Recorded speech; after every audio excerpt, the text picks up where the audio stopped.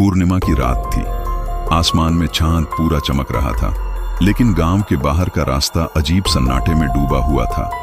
उसी सुनसान पगडंडी पर एक बूढ़ी औरत हाथ में लालटेन लिए धीरे धीरे चल रही थी।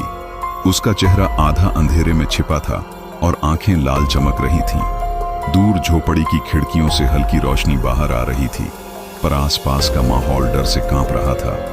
गांव वाले कहते थे कि यह औरत हर पूर्णिमा को दिखाई देती है। कई साल पहले इसी गांव में एक विधवा रहती थी, जिसका इकलौता बेटा रहस्यमय तरीके से गायब हो गया था। लोगों ने तरह तरह की बातें बनाई, पर सच किसी को नहीं पता चला।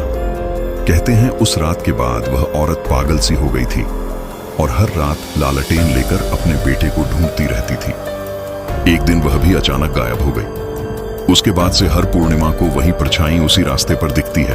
एक बार 3 दोस्त हिम्मत करके सच्चाई जानने निकले। जैसे ही वे झोपड़ी के पास पहुंचे, हवा तेज चलने लगी और पेड़ जोर जोर से हिलने लगे। अचानक उनके सामने वही बूढ़ी औरत आ खड़ी हुई। उसकी लाल आंखें सीधे उनकी तरफ घूर रही थीं। लालटेन की लौ अचानक तेज जलने लगी और उसके पीछे एक छोटे बच्चे की धुंधली आकृति दिखाई दी। तीनों के पैरों तले जमीन खिसक गई। अगले ही पल वह औरत चीखते हुए बोली, मेरा बेटा देखा है। उसकी आवाज इतनी भयानक थी कि तीनों दोस्त डर के मारे भाग खड़े हुए। पीछे मुड़कर देखा तो न औरत थी न बच्चा, सिर्फ बुझी हुई लालटेन जमीन पर पड़ी थी। सुबह गांव वालों को वह लालटेन उसी रास्ते पर मिली।